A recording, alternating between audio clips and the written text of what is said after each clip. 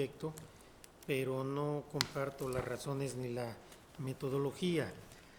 Aquí me parece que el punto es determinar si este precepto es o no regresivo, si viola el principio de progresividad en su vertiente de no regresividad. Y en caso de que lo sea, me parece que hay que hacer un test de proporcionalidad en relación si la medida regresiva es justificada o no. Como he sostenido en un buen número de votos particulares que he emitido, la progresividad y no regresividad implica que una vez que se alcanza cierto estadio en los derechos humanos, el Estado no puede dar pasos atrás, no puede hacer reformas que estos derechos se encuentren en estadios de protección más limitados. Pero esta regla no es absoluta. Puede haber medidas de regresividad cuando estén suficientemente justificadas. Y si están suficientemente justificadas, que son excepcionales, entonces no violan el principio de proporcionalidad y no regresividad.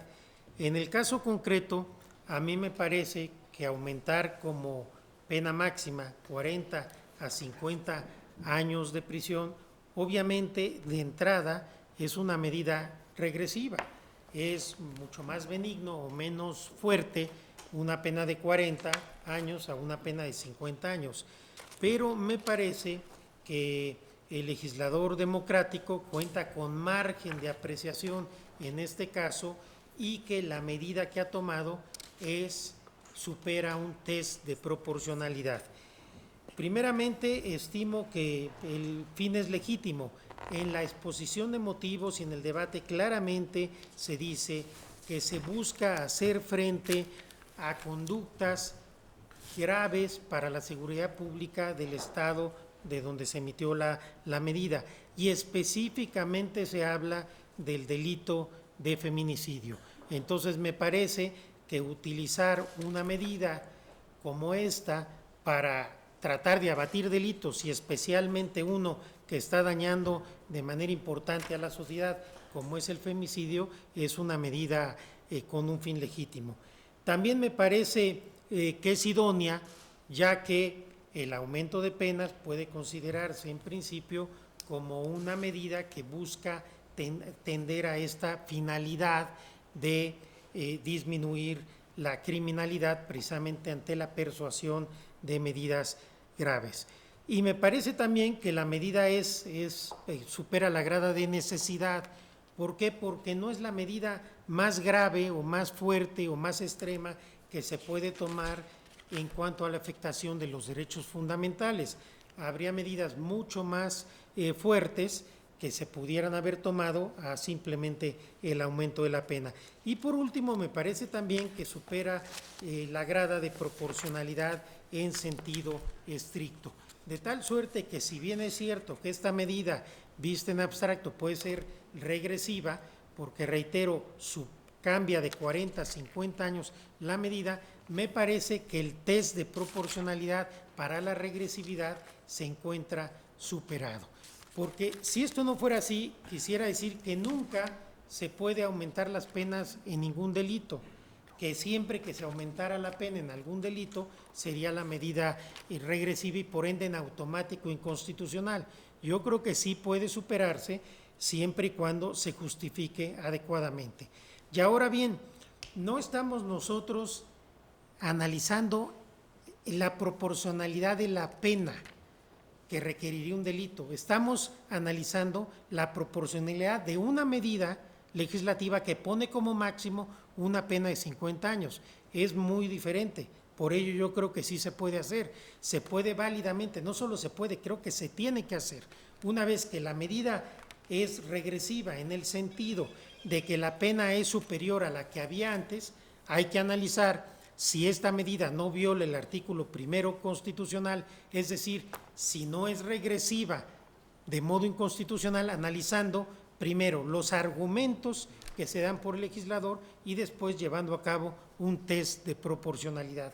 En el caso concreto, el test que yo he corrido supera lo necesario para que la medida sea constitucional y por ello votaré por la validez del precepto y apartándome de las consideraciones del proyecto. ¿Algún otro comentario? Señor ministro Lainez. Gracias. Es que me parece muy interesante lo que usted acaba de señalar, ministro presidente, incluso la manera tan clara como desarrolló usted de proporcionalidad. Lo que pasa es que quizá partimos de bases distintas. El test de proporcionalidad para ver y confirmar si un derecho humano o una medida está siendo regresiva es cuando hay un derecho humano ya reconocido como tal por la Constitución, los tratados o la legislación. Y a mí me parece, máxime que en el caso, como en cualquier otro, materia penal y en cualquier otro caso no puede aplicarse retroactivamente, a mí me parece que no hay un derecho humano a un límite máximo. No hay un límite, no hay un derecho humano, perdón, a un límite máximo de gente que ni siquiera como ciudadano todavía no está sujeto a un proceso penal. Y como la medida no va a aplicarse retroactivamente, pues entonces a mí me parece que no se requería el test, aunque insisto que usted lo desarrolló con mucha claridad, porque no hay una regresividad. No es que la población de Michoacán, que no ha delinquido, tuviese un derecho humano a que nunca va a haber sanciones superiores a 40 años. No lo encuentro en ningún tratado internacional ni en la Constitución Federal. Por eso, para mí, no se requería, no es una medida regresiva y no se requería el test. Era solamente la precisión. Gracias, presidente. Gracias. Yo creo que sí hay un derecho a la libertad personal y ese derecho a la libertad personal si se ve restringido, si una persona antes la podían condenar a 40 años y hoy se puede hasta 50, pero es cuestión de enfoque, como usted decía. Ministro Gutiérrez. Gracias, ministro presidente. Yo lo encuentro en la Constitución, es el principio de la reinserción. Evidentemente tiene que haber un límite constitucional porque si no se vuelve nulo el derecho a la reinserción. En ese sentido yo comparto todo lo que ha dicho el ministro presidente, salvo y donde difiero me parece es que la motivación del acto regresivo lo tiene que hacer quien emite el acto regresivo. Es decir, me parece que este tribunal no se puede sustituir en el legislador para justificar la medida que está tomando el legislador, claramente desde mi punto de vista regresiva. No quiere decir que no lo pueda hacer, me parece que requiere una motivación, como se dice aquí a veces en el Pleno, reforzada para poder realizar ese acto regresivo y ahí está mi diferencia con la posición del ministro presidente y por lo cual yo votaré en contra. Muchas gracias, señor ministro. ¿Hay algún otro comentario?